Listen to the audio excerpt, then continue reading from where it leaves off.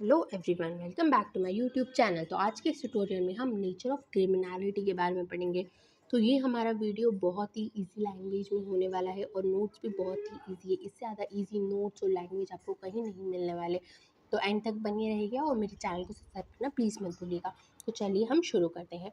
तो पहला पॉइंट क्या है, cyber crime is easy to commit but hard to detect and locate in jurisdictional terms.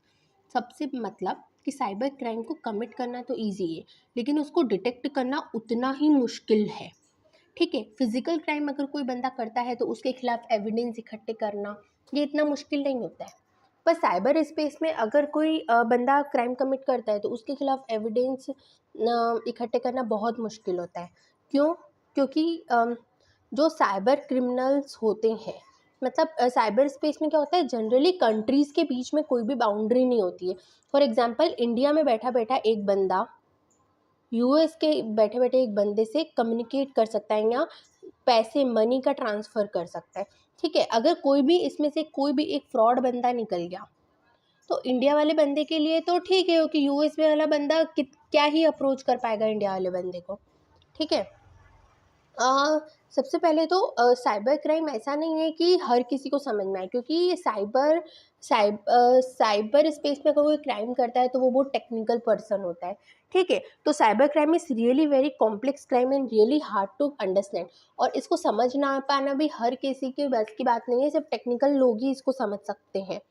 तो सबसे पहले तो हैकर्स क्या करता है, क्राइम कैसे कंडक्ट करता है, तो वो हमेशा ही क्या करता है कि किसी भी प्रोग्रामिंग सिस्टम या किसी भी कंप्यूटर सिस्टम में लूप होल्स फाइंड करता है, मतलब उसकी कमियां फाइंड करने की कोशिश करता रहता है। जैसे ही उसको अगर उस प्रोग्रामिंग सिस्टम में कोई कमी मिल जाती है तो वो उस कंप्यूटर सिस्टम की सिक्योरिटी को ब्रेक कर देता है और उसमें एंटर करके वो उससे कोई सा भी सेंसिटिव डेटा, सेंसिटिव इंफॉर्मेशन निकाल सकता है।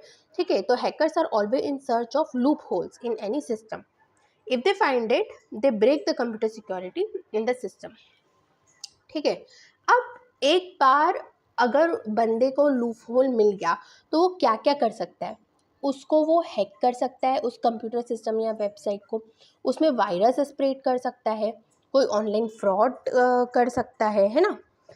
और वो उससे कॉन्फिडेंशियल और सेंसिटिव इन्फॉर्मेशन भी ले सकता है, जैसे कि किसी का आईडी पासवर्ड हो गया, किसी की बैंक अकाउंट डिटेल हो गई, जो जो भी इंफॉर्मेशन उसमें अवेलेबल होती है। एक बार अगर क्रिमिनल ने उस कंप्यूटर सिस्टम को एक्सेस कर लिया तो वो सारी इन्फॉर्मेशन उसके पास आ जाती है।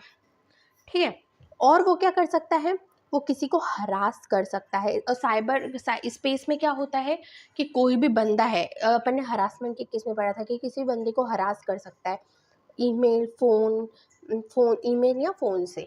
दैट मीन्स उसको गंदे गंदे मैसेजेस भेजना, उसको डराना धमकाना using online internet.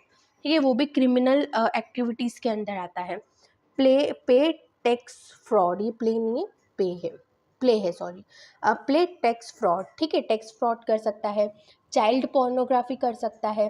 Child pornography मतलब ऑलमोस्ट चाइल्ड पोर्नोग्राफी इंडिया में बैन है, बट वो चाइल्ड पोर्न फैला सकता है और भी बहुत सारे क्राइम्स कर सकता है साइबर क्रिमिनल इंटरनेट में। ये सब इजी था, आगे हम पढ़ते हैं। अब एक पॉइंट है, हम जब साइबर स्पेस यूज़ करते हैं तो हमें ऐसा लगता है कि अगर हमारे हमारे फ़ोटोज़ को सेव करके रखा है तो हमारे फ़ोटोज़ गूगल ड्राइव में सेव करके रखा है तो हमारे फ़ोटोज़ एकदम सेफ़ है। ठीक है, ये एक बंदे को लगता है, but the reality is there is nothing private in cyber space, it is the end of privacy. This is the reality, कुछ भी प्राइवेट नहीं है। और जैसे ही इंटरनेट आया वैसे ही प्राइवेसी का एंड हो गया। ठीक है, अगर आप आपके फ़ोन में कोई भी ऐप इंस्टॉल करते हो और उसको आपके गैलरी का एक्सेस देते हो, उसका मतलब ये होता है कि आपकी गैलरी में रखे हुए हर फोटो और वीडियो को अब वो रीड कर पाएगा। तो समझिए, अगर आपने आपके प्राइवेट फ़ोटोज़ या वीडियोज़ गैलरी में रखे हैं तो आपका प्राइवेट प्राइवेट नहीं है, किसी ऐप का ओनर उसको एक्सेस कर रहा है। ठीक है, अब क्या होता है ना कि जितने हाईटेक डिवाइसेस होते हैं वो ज़्यादा सिक्योर होते हैं। जो चीप डिवाइसेस होते हैं जनरली वो ज़्यादा वल्नरेबल होते हैं। The computer system despite being hitech devices are highly vulnerable. ठीक है, मतलब हाईटेक डिवाइसेस तो सिक्योर होंगे बट चीप डिवाइसेस वल्नरेबल होंगे। उसमें क्या है, साइबर क्राइम हो सकता है, इसके चांसेस बढ़ जाते हैं। और रीज़न क्या है किसी भी कंप्यूटर के हैक होने के या उसमें क्राइम होने के? सबसे पहले तो ह्यूज डेटा स्टोरेज कैपेसिटी, मतलब छोटी छोटी सी चिप्स लगा के टेराबाइट्स गीगाबाइट्स में हम डेटा स्टोर कर पाते हैं।